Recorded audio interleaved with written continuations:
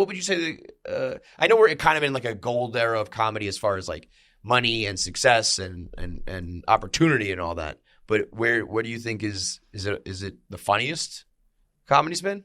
It's an interesting question because comedy holds up so poorly. Yeah. It's one of the great and horrible things about comedy. Like, you watch almost any comedy from the 80s, you're like, this shit's garbage. Yeah. You're like, this guy's one of the best ever? But Right. It's so, I don't know. It's hard to say, like, funniest, because you watch 80s comedy and you're like, this is embarrassing. Yeah. Right. But like a regular open micer like nowadays is putting up shit, the best of the best. Like, do you think it'll age that way? Do you think people will be looking at the greats of this era being like, that's fucking embarrassing? I don't know. It's hard to say.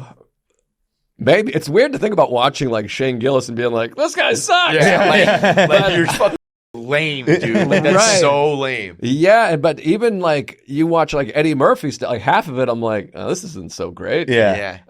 Is it bad or like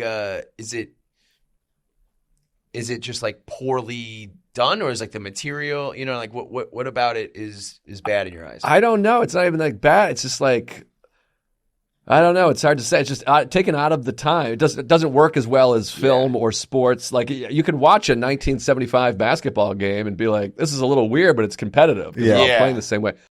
I don't know what it is, but I do think this is a great time for. But there's also so much horrible comedy going on right now too. I mean, I can't say that Instagram crowdwork stuff is the glorious part of stand-up comedy. Maybe right before Instagram, social media. I do feel though, when you get a good crowdwork bit, like how much crowdwork was going on back then? Was it still a part of the?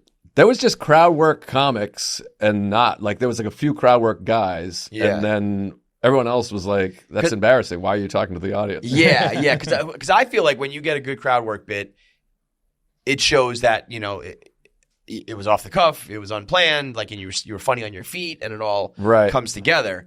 And then some of it is, I love when you just wedge your material into a crowd work. What do you do for a living? Oh, that's like this, and you just like pivot to your joke. It's like crowd work all of a sudden, But I do feel like it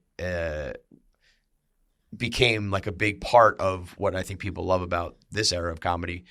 And I don't think it was as nearly, done or talked about prior. No, nobody really did it at all. I mean, certainly you wouldn't put out a special of. Right, I mean, I think crowd Todd work. Barry was the first one that did, which was, I don't know, 10 years ago now, 15 years ago. I can't keep track of time, but there was very few people that did that. And there'd be a couple guys. There was a couple guys that were like, that's their thing. Ian Bagg has always been doing that and was big, and Phil Hanley later is like a peer that would do it. And was like amazing at it. It still is. So it's great for him that it's like, this is what I've been doing the whole time. This is my He's the forte. best. Yeah. But it's hard because a lot of crowd work, it's like, well, you should be the funniest one in the room. Like, you should be able to take what somebody's saying and make it funny. Agreed. And the hard thing about comedy is getting everybody to, connect with something. And so if you're doing it in the room, it's easier to connect because it just happened. Yeah. I always use this as an example. Jeff Ross used to do a joke where he used to read poems years ago, and then he would say, can we turn the lights down? And then they wouldn't move, and it'd go, perfect. And it would kill because you're like, well, everyone just experienced that. Yeah. He asked me to turn the lights down. The lights didn't go down, so he says perfect.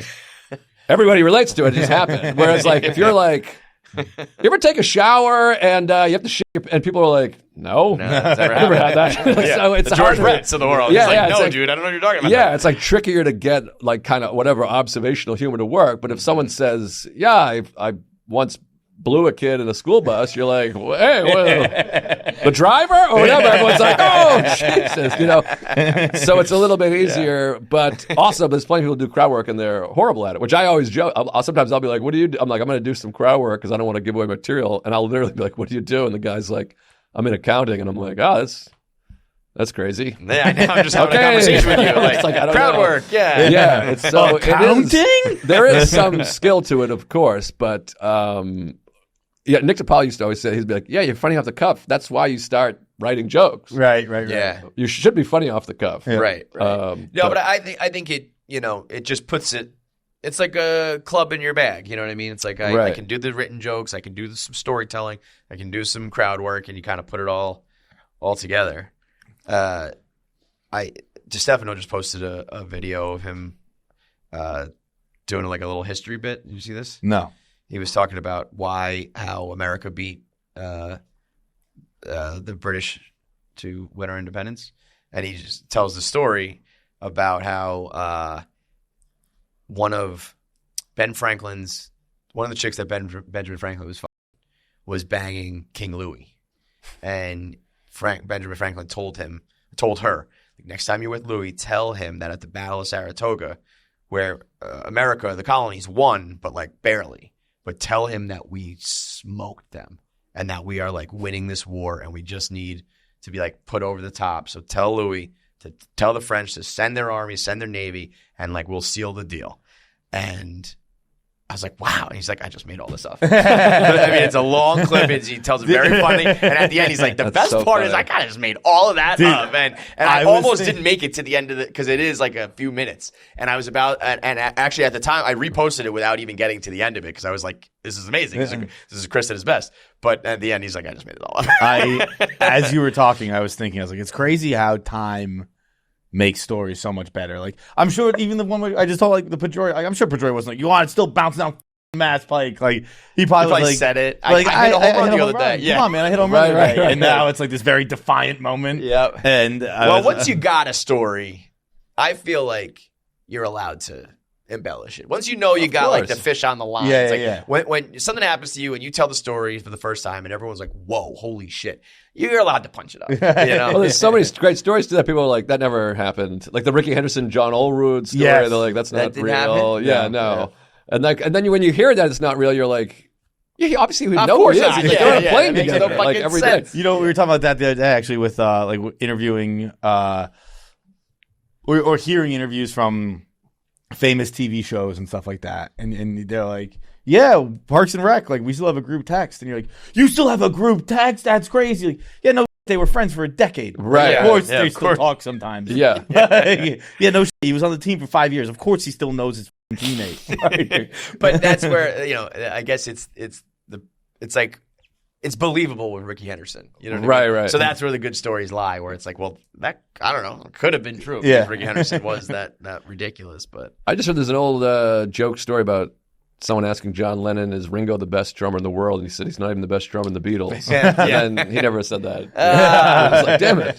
And then you're like, well, who's writing these jokes? That's how these things happen. Say that. Yeah, but I always funny. think that too about like there's all the urban legends that like seem to kind of, whether you're from the 70s, 80s, 90s, now even into the internet era, like everybody knows these urban legends, but like somebody told that story for the first time. There's some guy out there probably, in the 60s, 70s, 80s who was like, I told that story first. It was me.